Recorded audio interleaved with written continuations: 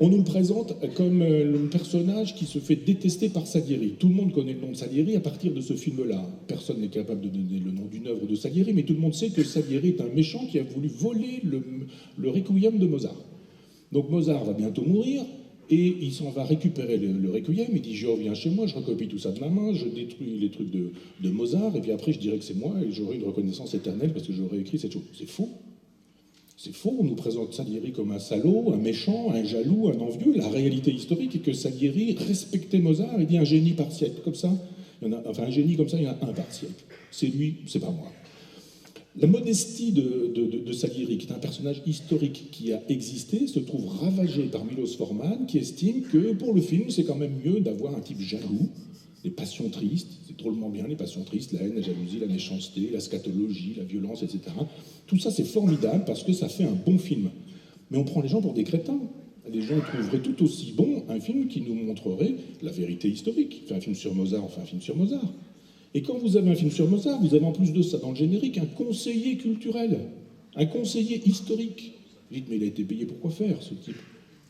Il n'a rien respecté de ce qu'était l'histoire de Mozart. On nous dit, il est pas. Vous regardez que, effectivement, on lui fait faire n'importe quoi. Alors Alexandre Dumas disait qu'on pouvait violer l'histoire pourvu qu'on lui fasse de beaux enfants. Souvent, on viole l'histoire, mais les enfants ne sont pas beaux. Et donc on peut très bien imaginer, je ne suis pas contre, le fait qu'on puisse inventer une figure qui n'a pas existé, encore que, mais une figure qui n'aurait pas existé, dans un film avec des personnes qui auraient existé, si ça rend possible l'explication de ce que sont les personnages. Exemple, vous pouvez très bien inventer un personnage qui n'aurait pas existé dans la Révolution française, mais qui se serait trouvé aux Tuileries au moment des massacres de septembre, par exemple, et qui vous raconterait les choses. Pourquoi pas? Ce type n'a pas existé, mais vous l'imaginez, je peux encore imaginer une chose comme celle-ci. Mais il y a ce que j'ai appelé un négationnisme ou un révisionnisme esthétique dans cette façon qu'a le cinéma de considérer qu'il n'est pas tenu de respecter l'histoire. Qu'il peut faire des choses, après tout, pour qu'elles soient belles, peu importe. Moi, j'ai écrit un livre qui s'appelle L'esthétique du pôle Nord, qui raconte mon voyage au pôle Nord avec mon père. Il y a eu 3 projets de films. Aucun n'a abouti. À chaque fois, on voulait me faire faire des choses que je n'avais pas fait. Je descendais de l'avion, paf, j'allais me taper une Inuit. J'ai jamais pensé que les Esquimaux étaient faits pour être... etc. J'ai pas fait ça.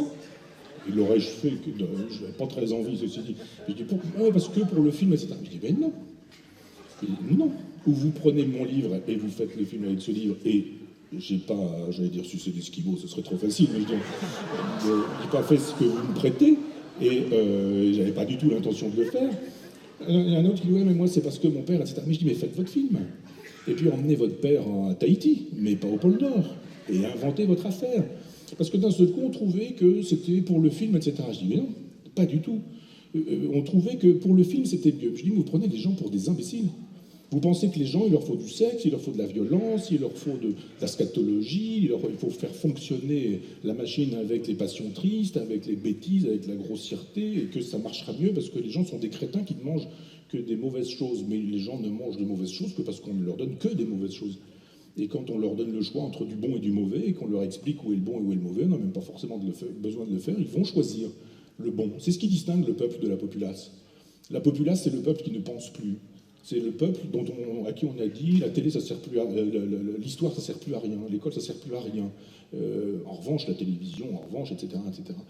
De fait aujourd'hui quand vous regardez un film historique, ben, vous avez tendance à croire ce qu'on vous raconte puisque c'est au cinéma. C'est ce qui est montré, c'est ce qui est raconté, donc ben, c'est la vérité. Dans le film de Pasolini, vous avez un type qui arrive affreux, là, avec une bouille terrible. Évidemment, vous voyez bien qu'il fait partie des paralytiques, enfin de tous les gens qui sont... Et puis hop, le plan suivant, Jésus a dit 2-3 mots, paf, même pas, hein, il était là, paf, et d'un seul coup, plan suivant, il est beau comme un dieu. Bah oui, c'est un miracle. Sauf que c'est le cinéma qui fabrique la fiction, c'est du cinéma.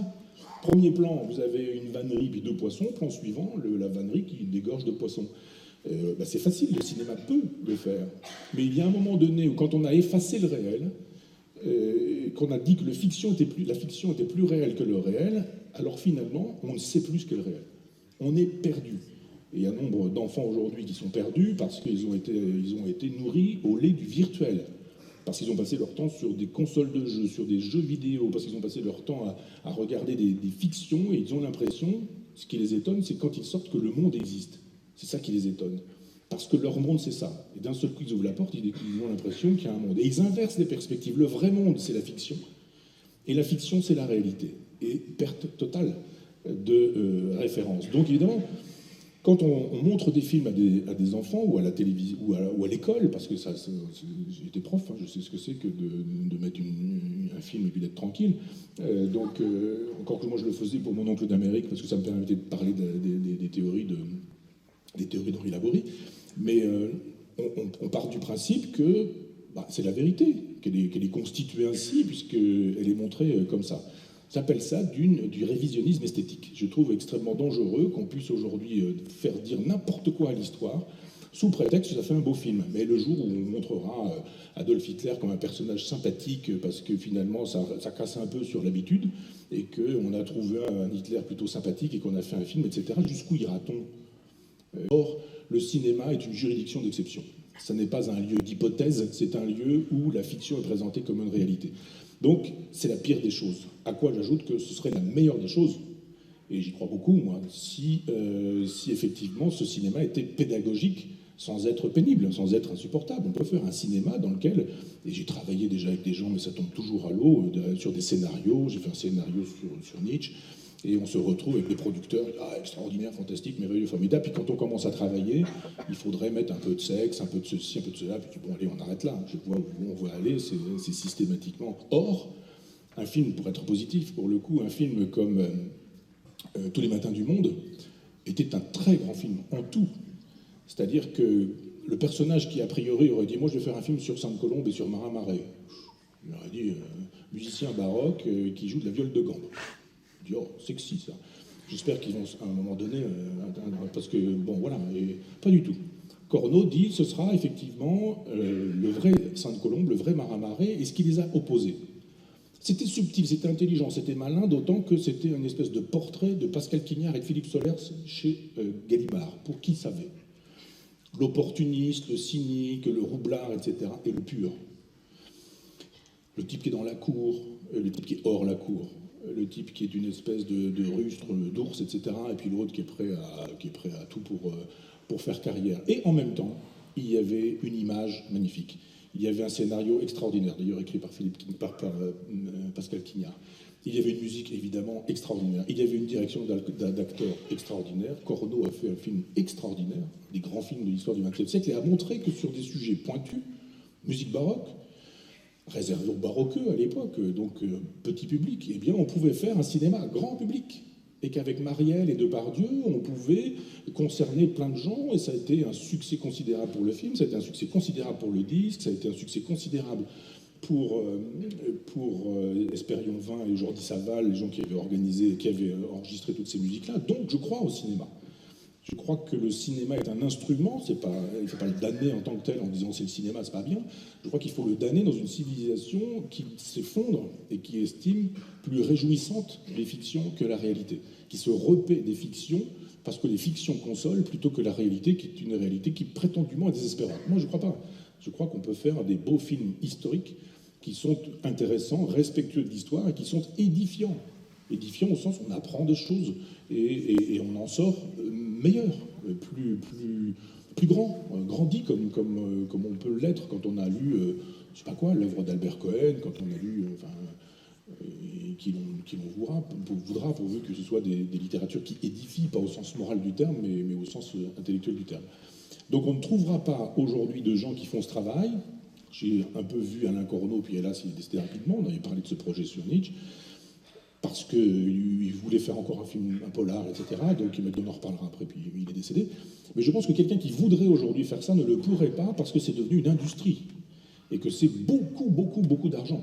Beaucoup d'argent. Et que si c'est beaucoup d'investissement, il faut beaucoup de billetterie. Si c'est beaucoup de billetterie, on pense, on a tort, mais on pense qu'il faut plaire au grand public dont on estime qu'il est taré, qu'il est simplé, qu'il faut lui donner de la mauvaise nourriture. Donc effectivement, on fabrique une espèce d'infâme brouée, et puis les fameux blockbusters américains, et vous avez des succès avec les jeunes. Mais moi je pense qu'on pourrait aujourd'hui faire de grandes et belles choses, sauf que ce sont les banquiers qui décident de ce que sont les films, qui choisissent des gens dont on dit qu'ils sont bankable, c'est-à-dire qu'ils font venir, on va voir le film de Depardieu, quel que soit le film de Depardieu, on va voir le film de je sais pas qui, Adjani, si c'est parce que c'est Adjani, mais peu importe le sujet. Je crois effectivement que c'est un art sans artiste, que c'est un art qui est devenu une industrie et qu'il manquerait aujourd'hui quelques individus qui soient capables d'éviter les deux écueils qui sont le film d'un télo, écran noir pendant 4 heures, c'est génial, 50 étoiles dans Télérama, et puis la soupe aux choux. Un plan, un P, un plan, un P. Bon. Entre ça et ça, je pense qu'on peut éviter, pourquoi pas, la soupe aux choux, je dis ça, je vais encore avoir Louis de Funès qui va m'insulter à la télé, enfin je m'étais là-dessus, mais on peut éviter ces deux écueils en faisant de l'éducation populaire. Je crois à l'éducation populaire, et l'éducation populaire consiste à s'adresser à l'intelligence des gens. Quand on s'adresse à l'intelligence des gens, ils sont intelligents, et quand on s'adresse à leurs bêtises, ils sont bêtes.